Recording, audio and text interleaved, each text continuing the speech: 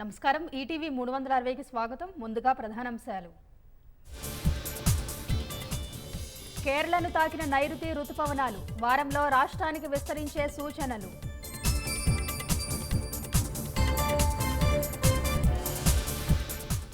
తెలంగాణ చరిత్రను కనుమరుగు చేసేందుకే కాంగ్రెస్ కుట్ర. చిహ్నం మార్పు నిర్ణయాన్ని వెనక్కి తీసుకోవాలన్న కేటీఆర్. ఆదిలాబాద్లో పత్తి విత్తనాల కోసం మళ్లీ రైతుల ఆందోళన. రాస్తారోకోతో స్తంభించిన వాహన రాకపోకలు. రెండో రోజు ఏసీబీ కస్టడీకి ఉమామహేశ్వరరావు. బినామీ ఆస్తుల వివరాలు సేకరిస్తున్న అధికారులు.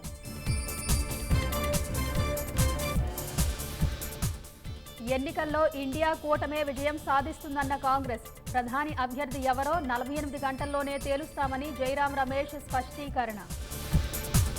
అగ్నిబాండ్ రాకెట్ను విజయవంతంగా ప్రయోగించిన అగ్నికుల్ సంస్థ ఉదయం షార్ నుంచి నింగిలోకి దూసుకెళ్లిందని ఇస్రో ప్రకటన. భారత గ్రాండ్ మాస్టర్ ప్రజ్ఞానంద మరో సంచలనం. నార్వే చెస్ టోర్నమెంట్ 3వ రౌండ్లో కార్ల్సన్పై గెలుపు. కొండగట్టులో ఘనంగా హనుమాన్ జయంతి ఉత్సవాలు. దీక్ష విరమణ కోసం భారీగా వస్తున్న మాలధారులు.